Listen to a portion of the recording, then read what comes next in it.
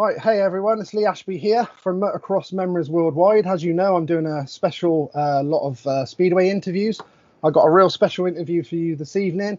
I've got no other than 3 times world champion, Mr. Jason Crump. How's it going, Jason? Yeah, good, thank you. Awesome to get you on, mate. I know for a fact that a lot of the guys have all been interested in this one, and including myself. So, yeah, really looking forward to this one.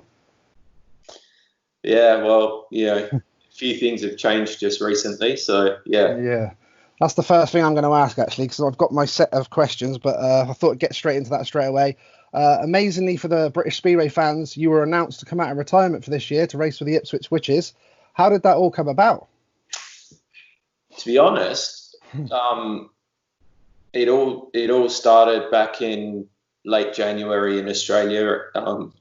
Ian Cinderson from ATPI, my good friend, he, as most people know, he sends a lot of riders, a lot of the young English boys to Aussie for a year of riding or a season of riding, and they were in a bit of a sticky situation with a meeting in Perth. There were a couple of Aussie riders down, so he gave me a ring and asked me to go over there, which I did. Probably hadn't ridden a Speedway bike in 15, 18 months, and I went there and raced with some good guys. It was great to go on the track again with Woofy and race with Dan Bewley and the other boys that were there. So yeah. I ended up doing okay considering the time I'd been off the bike. And, next minute I've got a couple of messages on my phone, and I thought, what, why not? What's stopping me? So it was a kind of rush to get into a bit of a training program. I had to lose a lot of weight because retirement hadn't been kind to the waistline. But no, it was all good fun, and just mega disappointing that what's happened this year with the world has had such an impact on British Speedway. And obviously sort of coincided with the fact that Nicky Pedersen was coming back, a few of the guys from the GPs and everything were coming back, and then obviously the shock announcement of you. Obviously the British fans were buzzing about it. Yeah, look, no doubt great for British Speedway in the short term, but with respect to Nicky, he and I are not the future of British Speedway. The future for British Speedway lies elsewhere in a couple of these young training programs that are being put into place by different people. I've been involved in a fair bit of coaching, with the riders in Australia through Motorcycling Australia. So the importance of coaching and training schools and developing riders, that's huge. And, with my contacts through ATPI and Ian, I'm going to be heavily involved in that. And that's something I'm looking forward to. So my contribution, if you like, to British Speedway came in the fact that I wanted to have a bit of a ride. I'm very interested to see what I can do, with having time off and, of course, my age.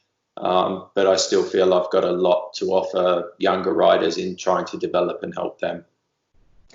So obviously the question everyone's been asking me, and that myself, what is the plans now with obviously everything cancelled for this year?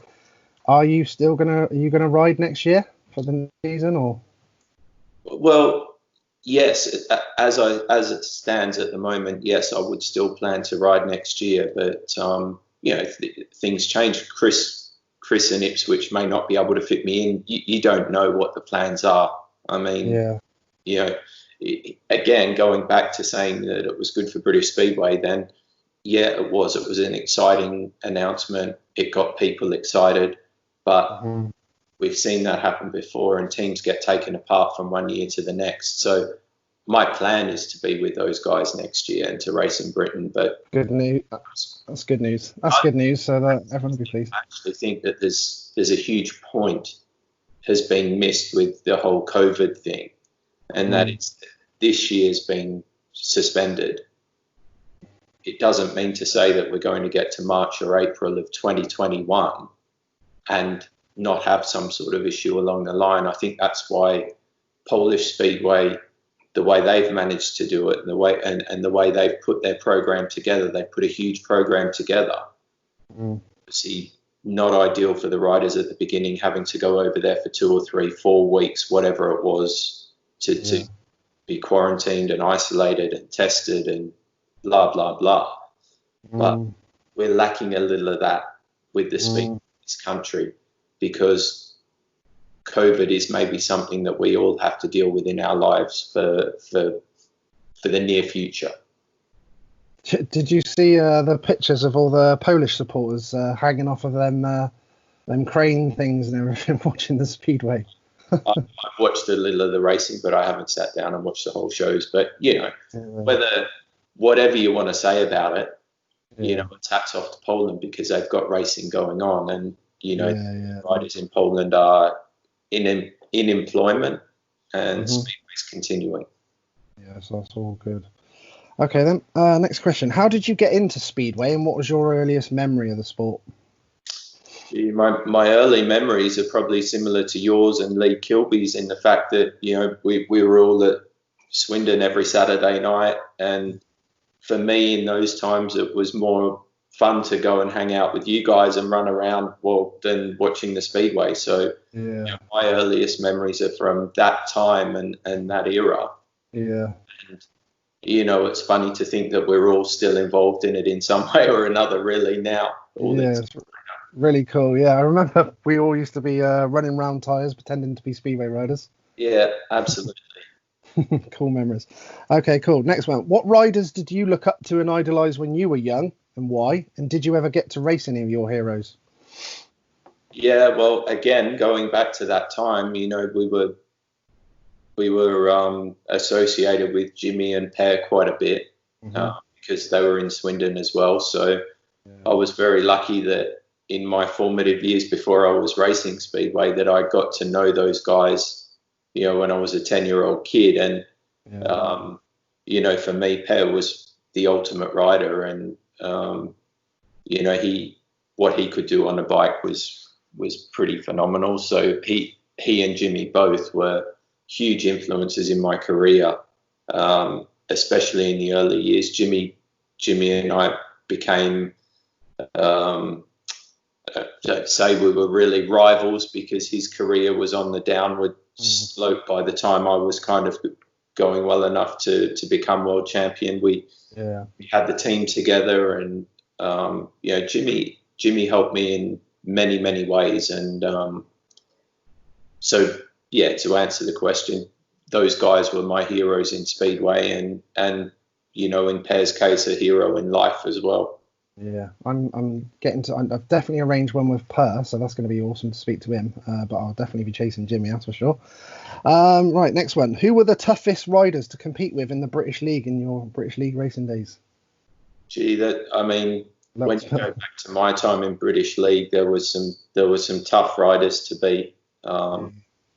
The competition was, you look at some of the teams from the mid 90s. Up until the 2000 sort of time,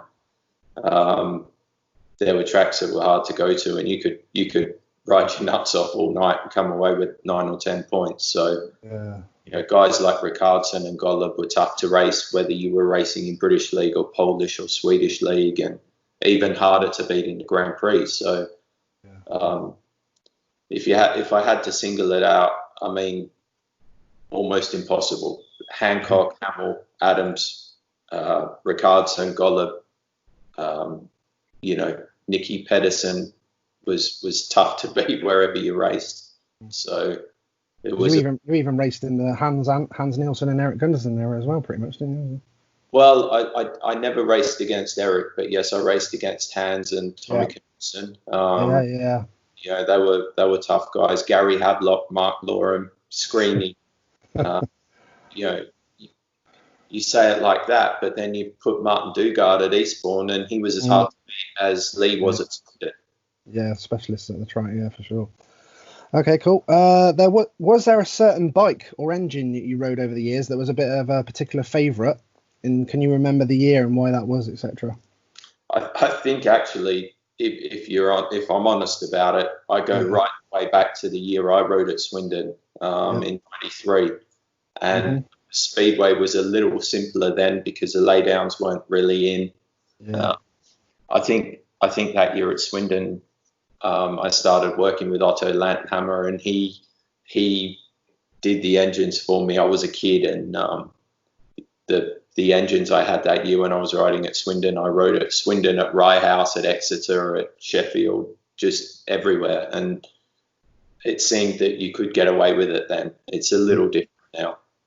I remember that. Real cool memories that were, and you literally was blowing away everything, especially from a young age as well. Yeah, I mean, the year at Swindon was it was something that I actually wasn't very keen on because of Phil's history at Swindon. Yeah. I kind of felt that I'd always be trying to be something that I was never going to be.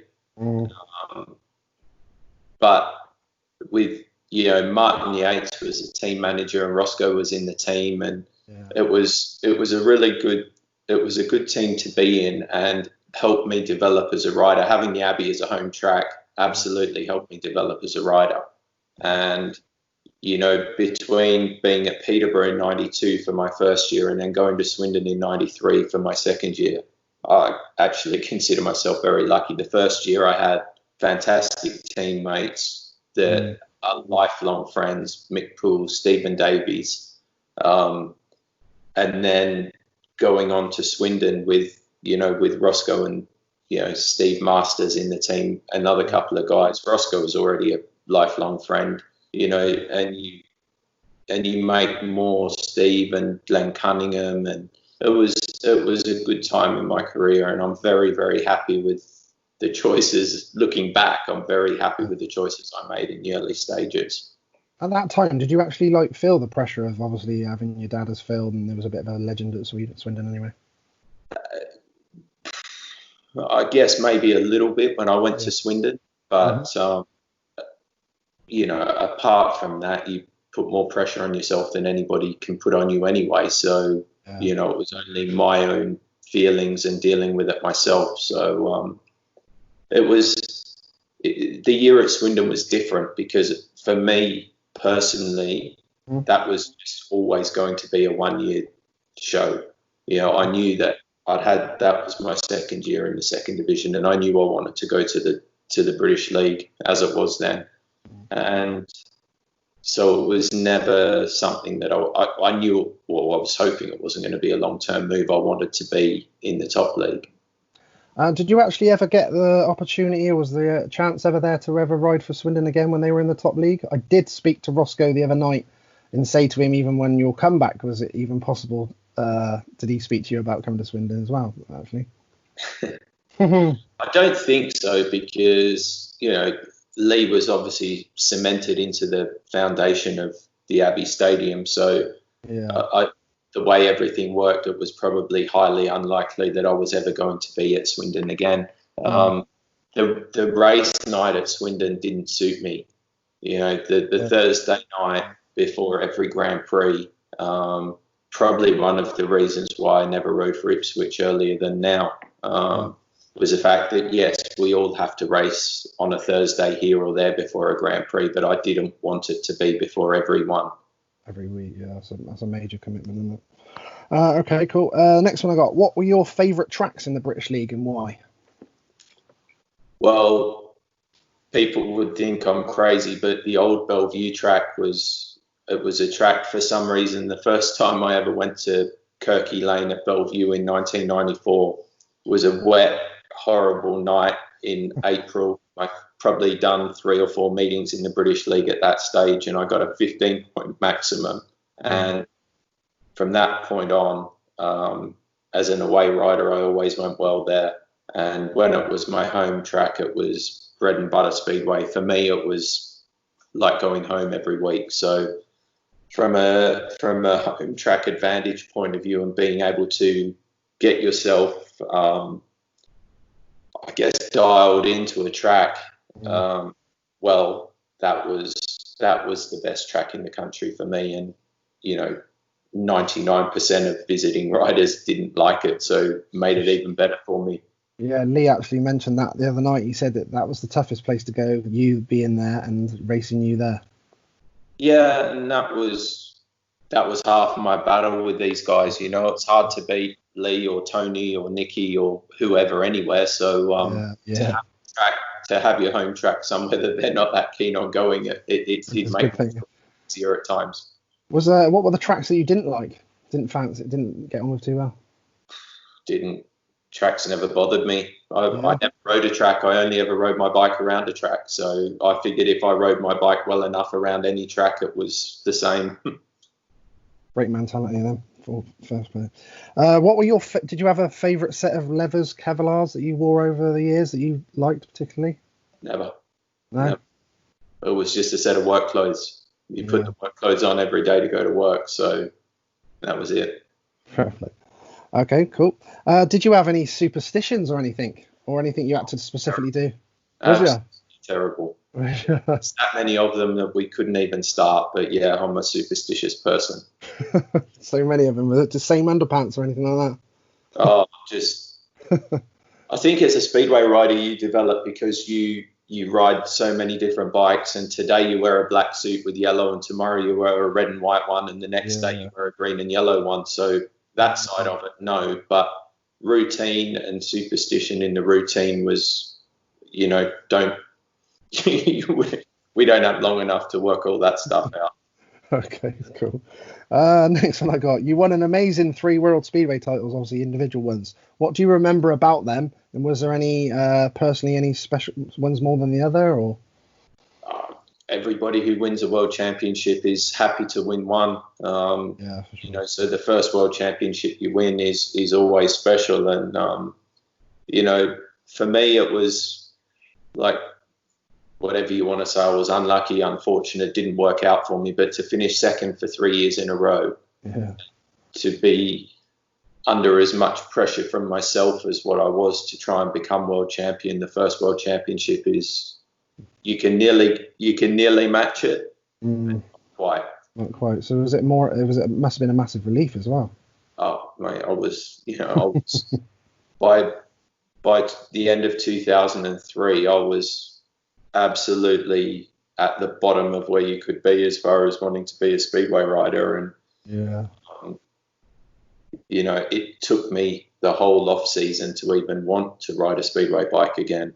But it's when you remember your friends, and there was a small group of people around me, and there was never doubt from my small group of advisors and confidence that it was going to happen. But it's sometimes very difficult to be able to see that when you're in the situation.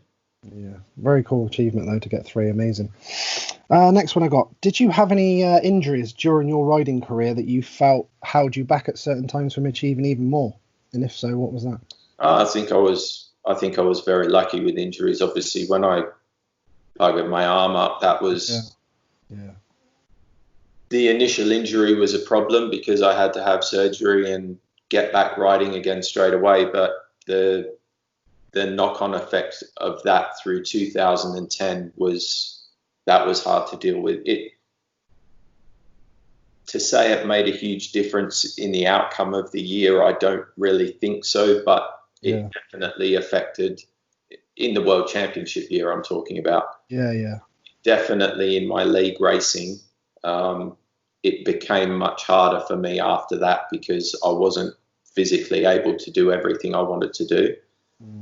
It improved over time, and now it's not too bad, but at the time, honestly, 2010 was a tough year because I wasn't anywhere near the level I wanted to be at.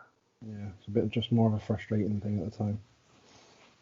Okay, cool. What riders were your favourite to team ride with, and why? That's a good question.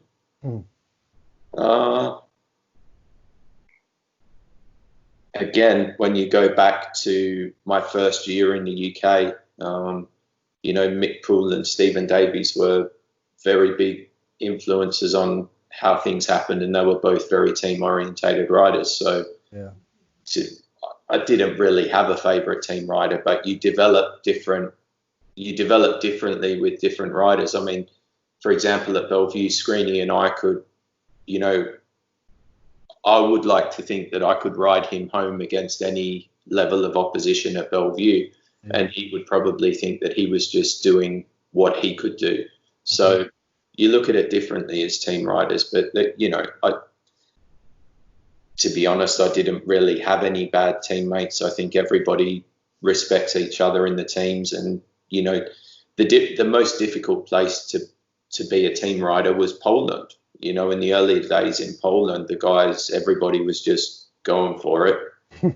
So you treated it the same way, that you had 3 rivals in every race, and it was like that for a long time. But then as more foreigners became involved and the Polish riders developed a bit more, you could team ride there as well. But it's a tough art, and it's something that probably, if you look at Speedway now, the team riding that we remember from being kids, it doesn't exist anymore. But that's just an aspect of the sport that's moved on, and possibly struggled to get back. You and Screeny, was that you? Did you control the inside and he went around the outside? Was that the system? We were pretty much the opposite to that. Was it? We could both do what we needed to do, but yeah, he was pretty bloody good at Kirky Lane as well. Yeah, very good. Yeah, very good. Okay, next one. What track, British track venues, had the best changing rooms and the worst? I think Bradford. I think everybody would say Bradford had the best. They had the rugby there, didn't they? Gee. But there's a few bad ones. I'll tell you something. If I went somewhere and the changing room was rubbish, I'd go in there. I'd just get changed in the back of my van. So did you? Yeah. Where did I get changed in the back of my van? Peterborough. Okay. Can't really. It's not something that bothered me. At the end of the day, I was going to Speedway to race. If the changing room was crappy, then like I said, changing the van. Changing the van. You won the under-21 world title too. What were your memories from that, and what guys were your main opponents that day when you won that one? Well, I don't actually have that many memories of it, but my main opponent that day was Dally Hansen. We ended up having to have a runoff, and I had to give him a pretty hard time to get past him. But at that time, it was, we thought it would be some pole, Debrucki or Protasevich, but they didn't really fire that day. Yeah. It was a funny old day, funny track and funny place, somewhere that we'd never ridden in Finland, and funny meetings. Those under-21 meetings were tough. But, luckily that day it worked for me. Did that mean much to you at that time, winning that? Because at that time that was straight into the Speedway Grand Prix. So that's how I got my first start in the GP series in '96, was to become under-21 world champion. So, huge prize on the meeting. Cool. Have you got a most memorable race or meeting that still sticks in your memory today? Well, you remember the big occasions. So any time that you have a good meeting at Cardiff, you tend to remember that. So for me personally, I always go back to Cardiff in 2009, and I had a fantastic day at Cardiff. I think if I'd have had 15 races, I probably would have won them all. But sometimes your best performances don't come on the big stage. I remember we had I think it was a Knockout Cup final at Coventry in 2005 with Bellevue, and I had a 7-ride 21-point maximum there, and Coventry was a pretty tough team with Nichols and the like of those guys at the time. And I had a day where I didn't make a mistake. Everything went well. Every decision I made was the right one, and sometimes they can be overlooked. You hope those days are going to be Grand Prix, but it doesn't always work that way. And obviously the British GP, you won a few of them. Did that feel like a home GP to you anyway? Yeah, the British GP for me, being based in the UK, was a home Grand Prix. So, great memories from the British Grand Prix, especially when we moved on to Cardiff. The stadium there, and being able to race in that place was huge. Cool. Who were your closest friends during your Speedway career? And how easy was it to block out that friendship once the tapes went up as well? Are you talking about riders? Yeah, sorry, yeah, riders, yeah. I mean, you know, Jimmy was a friend. I got to have dinner with Jimmy, but apart from that, I genuinely, you have an association with people, with many people.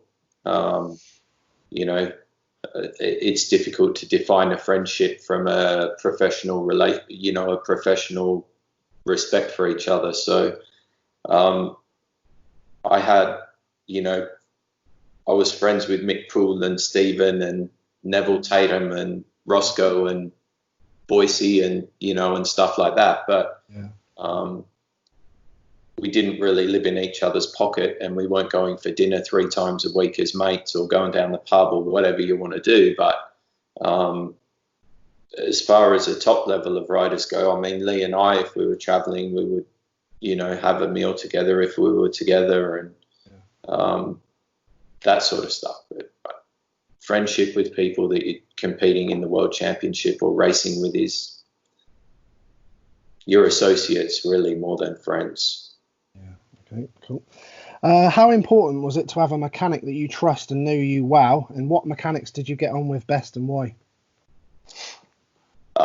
Mechanics play a huge part because they're part of the organisation. And when you're racing 4, 5, 6 times a week, then you don't have a chance to prepare anything yourself, really. I was lucky to have great mechanics. Like my uncle Drew, the first couple of years I was racing was on the spanners every meeting, and you know, he hardly missed a, you know, I don't know, the first 5 years I was racing in England, he hardly missed a meeting and hardly missed a Grand Prix through my whole career. So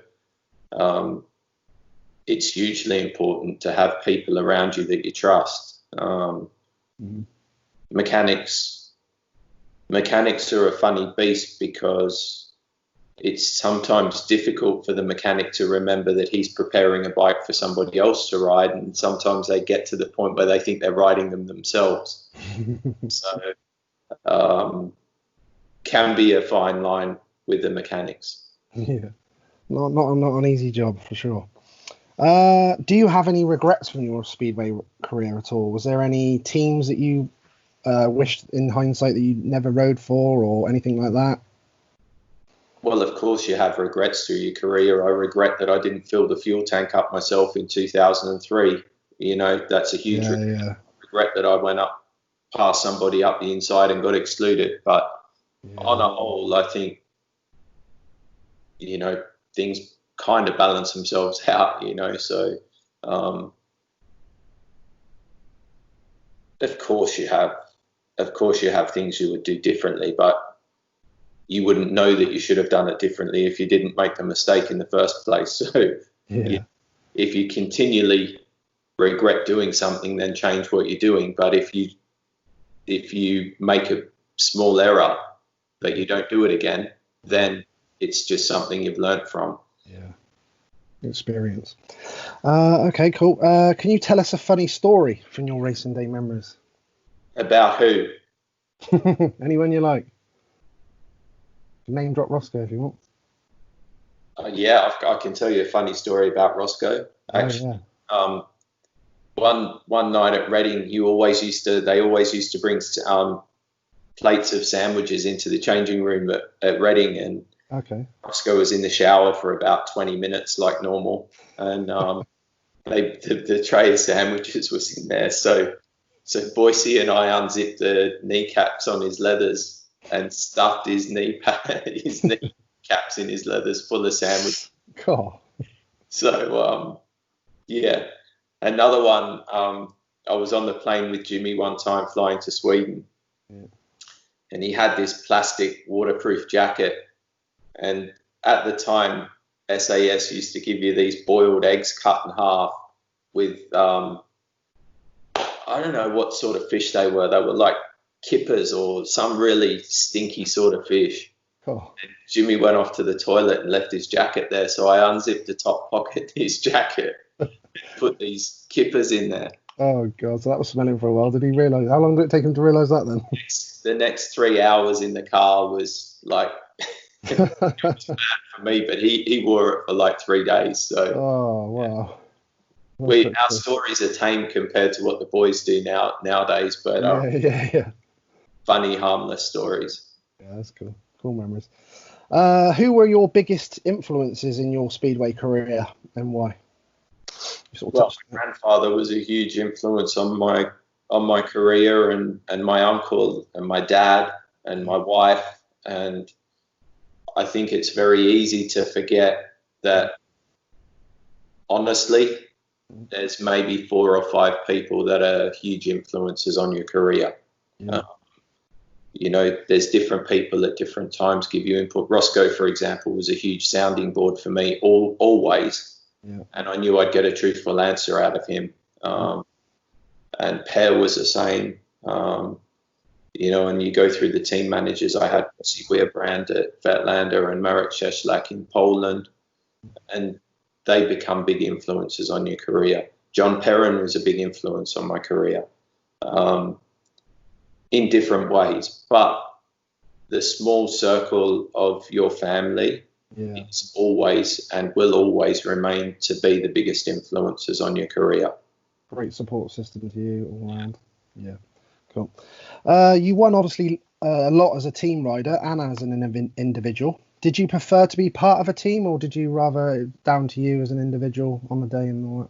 Well, we were a team to win the Grand Prix as well, Yeah, with your mechanics. So different strategies, because I could be scoring 15 points for every meeting in my team, but they're never going to win if the rest of the team don't pull up. So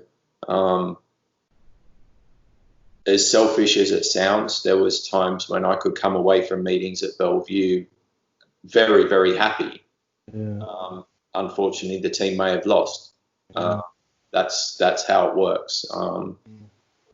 So the whole team environments are fun to be in if you're in with a good bunch of guys and you've got a chance to win. The team that we had at Poole in '94, for example, everybody got on well. Still great memories for me with those guys, and that was a fun team. It was a successful team, so it was a fun team. Yeah. And, even with mates and so good people in other teams, the results mightn't come, so it's not such a fun team to be in. Okay. But as long as I still had a 10.5 point average, I was okay with that. Yeah, doing your thing. If you could re-race a particular meeting or race, where would it be and why?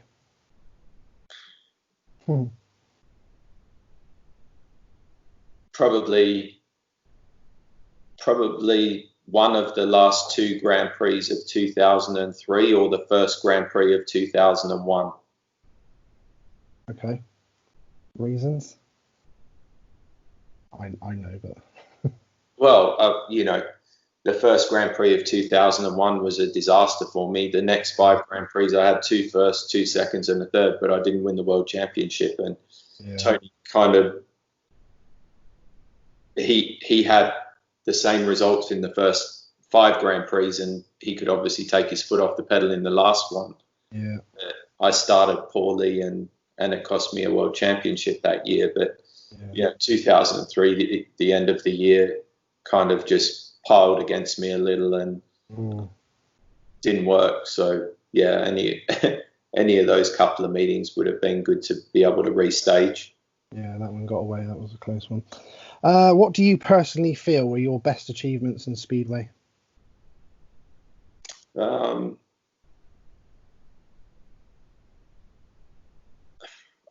think that to be able to finish in the top 3 in the World Championship for 10 years in a row, as much as winning the World Championship, I think that's I'm very proud of the fact that I was able to do that. 10 years straight, injury, no injury, breakdowns, crappy meetings, rain, sun, life. To be able to do that for 10 years in a row is something I'm very, very proud of. Yeah, really cool. Obviously, we've touched about your dad, and obviously he was a legendary Speedway rider himself, and especially for Swindon. In general, when you came into Speedway, did you feel that pressure in general? Because obviously everyone was doing that. Oh, it's another Crump. He's Well, yes and no, because I was 16 when I started in England. So when you're 16, you don't understand that. Of course, I understood it, but I was trying to make my own way. Yeah. And for sure, being Phil's son opened doors for me that possibly wouldn't have been opened. Yeah. But as everybody knows, if you don't get the results yourself, you don't last long. So as many doors that were possibly opened for me, fortunately for me, I was pretty much able to back them up with the result that was needed. So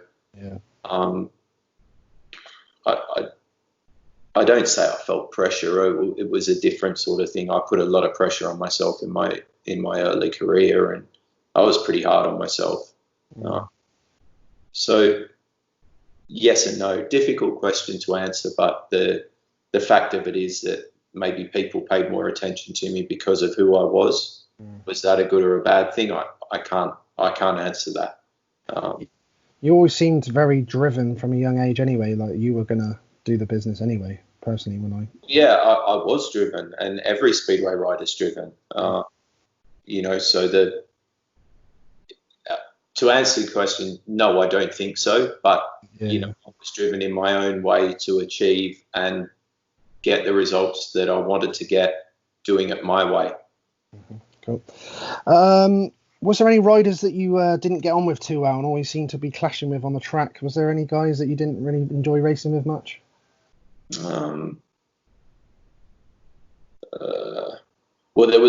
I actually had a bit of a bogey rider, and he passed away a few years ago, a guy called Matty Furrier, and he always seemed to, he was one of those guys that, and I say this with all respect, he could go out and look like an absolute novice in 2 or 3 races, and then every time he seemed to race me, he'd fire up and burn me off. So he was, I don't say I didn't like racing against him, but he seemed to be a guy that was always capable of beating me at any time. And it's funny because there was a few guys like that, and I can't remember who they exactly are now, but I know for sure he was one of them. But some game for you. Yeah, a little bit. It's funny when you race so many people. Yeah, there was guys when I first went to Poland, early 90s that were bloody lunatics. But as much as that, there was plenty of wild, hairy guys racing in Britain or Sweden as well at the same time. Yeah, for sure. Okay, cool. Who would you say were the best 3 riders that you ever competed against in your career to date? Best 3? Yeah, if you can, yeah. Well, I mean, obviously, Tony goes in there because our careers were, quite close for a number of years. The same with Thomas. So saying that, you would say Ricardson, Golub, and Hancock, but then Nicky should probably go into that as well. And it's difficult. You start naming riders, and I'll get a text message off one of them. Tough. Mark Loram could go into that. There's 20 riders who could very easily be on that list. So to narrow it down, it's difficult, and I'm not disrespectful enough to my opponents from the past to name riders. Okay, cool. If you could give some advice to any youngster out there that wants to make it as a pro Speedway rider, what would that advice be? Practice. Practice makes perfect and all that. Simple. That simple as you? Is that what you'd say? Well, motocross riders ride 5 or 6 days a week. You watch the AMA Supercross and somebody's injured practicing this week and somebody else next week, and we're going, are these guys crazy? Well, no, they're not. Because to race at the level they race on Saturday night, they've got to be practicing at that level Sunday, Monday, Tuesday, Wednesday, Thursday. we're fortunate in Speedway for the top level of riders that you don't have to go and practice, because generally you're racing 3 or 4 days a week. So the whole thing, it changes the dynamic of the sport when you're racing 3, 4, 5 days a week. The last thing you want to actually do is go and have a practice day. Yeah. So it weighs itself up. Those guys are on the bike 6 days a week. Speedway riders are competing 4, 5, 6 days a week. So the practice is there. Marc Marquez is out on his dirt bike 4 days a week. Everybody who's racing at a high level is on a motorcycle often. Massive problem though with British Speedway is obviously the set times with the tracks and hardly being able to get on them, even for meetings, let alone practice. Well, there's opportunity at certain clubs, and there's no doubt that Scunthorpe, Leicester, Kingston, hopefully Rye House can start to fire up as a training track. Iway's been going for years and years. It's difficult to get onto the Abbey, it's difficult to get onto Bellevue, but there's other tracks in the country. So, as practice and training and coaching becomes more prevalent, and hopefully we can get more tracks opening up and welcoming practice and training days. That'd be cool. What other sports do you enjoy watching or even doing? Love sport. I love watching people compete. So if it's Supercross or MotoGP or Superbike or cricket or football, Australian football or rugby league, not a big soccer fan. But I love watching people compete because you see so many different aspects of the person when they're competing. Yeah, it is interesting. What British club did you most enjoy your time with and why? Bellevue. Yeah. In general, that was you obviously were there for quite a few years. Yeah, Bellevue suited me perfectly. It was a Monday night. Manchester Airport was 20 minutes away. Perfect.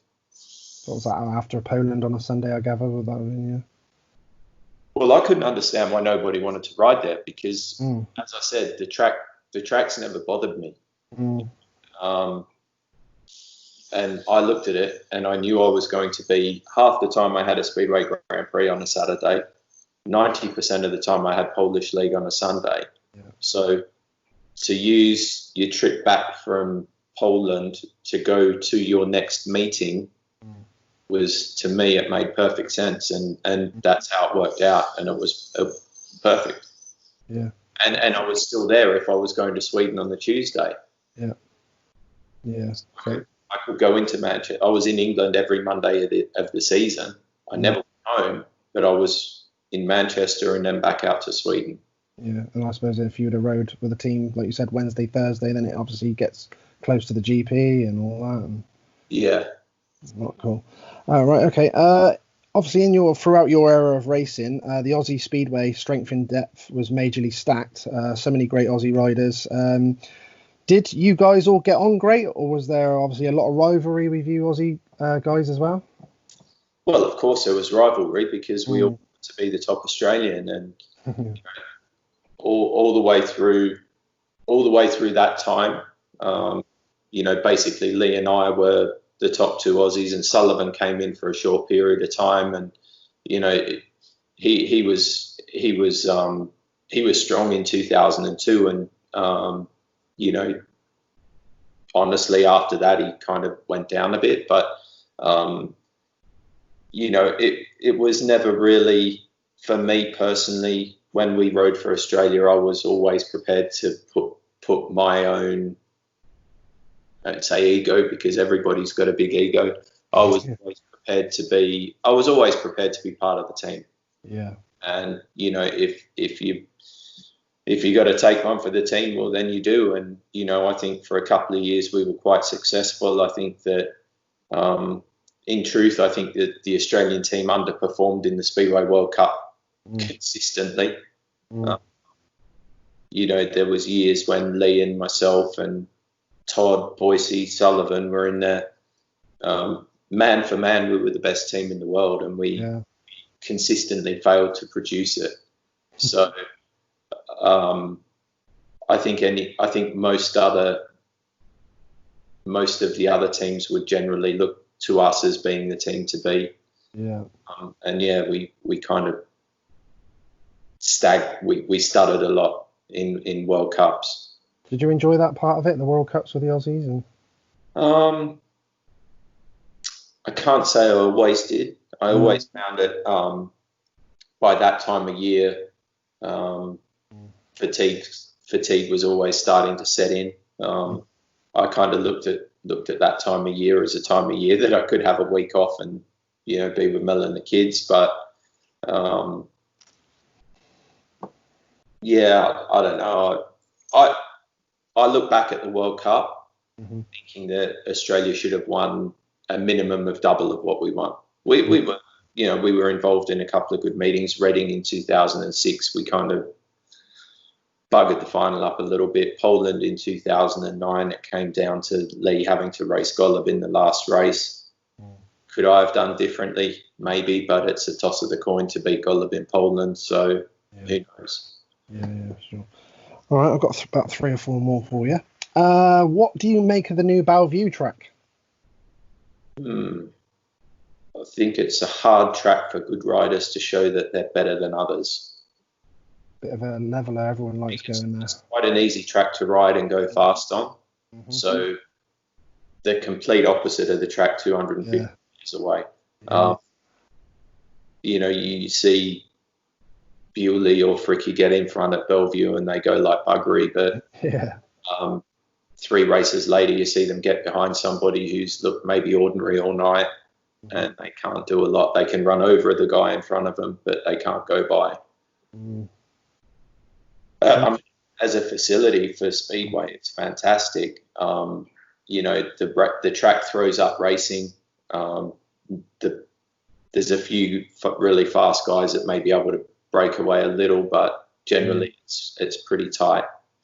Probably not the ideal sort of home track for me that I was looking for. Yeah, not much advantage, as it were. Next one I got. I see your son Seth is riding Supersport. How involved do you get with Seth? And did he ever run and ride Speedway or be involved in Speedway? Well, to answer the Speedway bit, no, not at all. He's never been interested to ride Speedway. In fact, he can actually ride a Speedway bike pretty bloody good. He's probably only ridden half a dozen times on a bike, but we sometimes, like when I knew I was going to start riding again, we'd go to the track for a day and he would generally jump on and have a ride, and he goes pretty good.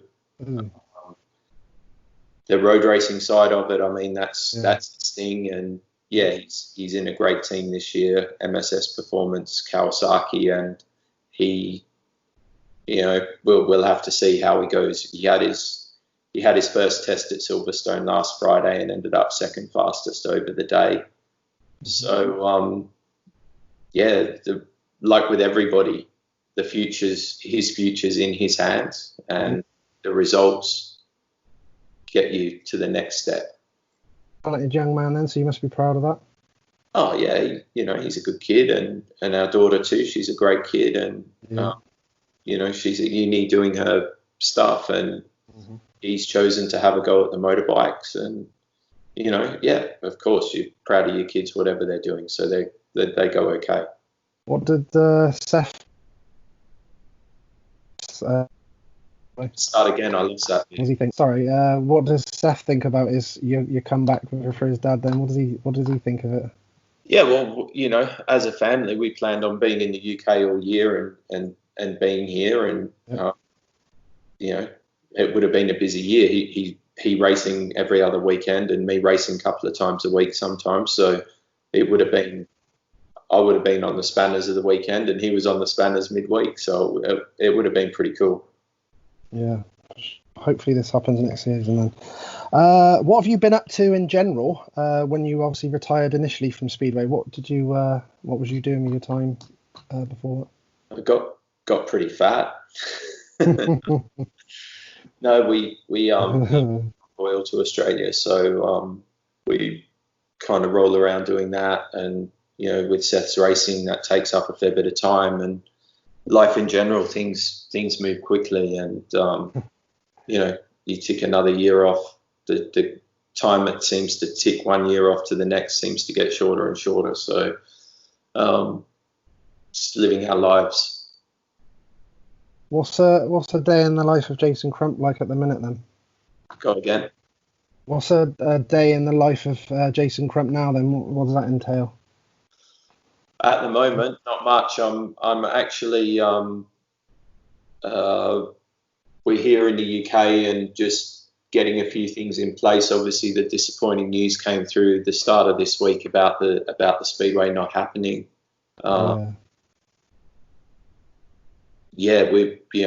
Seth's got a few test days, a few ride days coming up.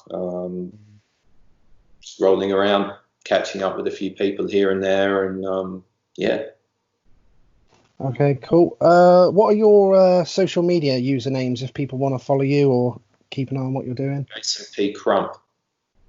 Are you on all of them? You're on Instagram as well, aren't you? Instagram. I'm actually off Twitter at the moment. I've had a hacker a little while ago. So, did you? I'm kind of just giving Twitter a rest now, but I'm on Insta most days. Okay, cool. Is there any one you want to give a shout out before we go? Any sponsors you want to mention or anything like that? No, I mean all the people that you can see on the race suit there, they've all been huge helps to come back to racing this year. Guy Nichols from True Plant, Martin Hagen from Hagen Shocks, and they've been sponsors that were excited by the phone call that I gave them in kind of February time, and things happened very quickly because the people that have been around have been huge helps. Ian from ATPIs, it's his bloody fault that this all started up again. You'll never put that down in our household, that's for sure. Yeah.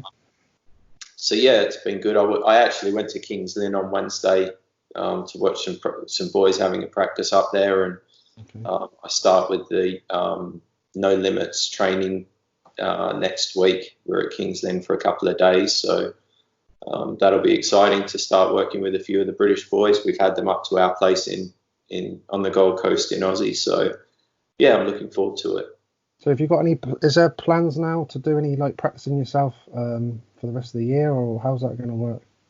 Yeah, obviously just need to get things, just get a few things in place before I start worrying too much about riding. And it's difficult to, I don't say this in a bad way, it's difficult to be motivated at the moment to go when you just get that sort of news. Yeah, I think that I can get some meetings booked in Germany or, somewhere reasonably close and, get that buzz going again. So I want to go to Kings Lynn for a practice and know that I'm heading to a meeting in a couple of weeks. Yeah. Okay. Awesome. Fingers crossed. Obviously, everything falls into place for next season. We'd all love to see you, obviously, in the UK again. Would be awesome for everyone. Really appreciate your time. Awesome to be able to speak to you. Really appreciate it, Jason. Thank you very much. No worries. Thank you. Thanks ever so much. Take it easy, mate. Hopefully speak soon. Thanks, mate. See ya.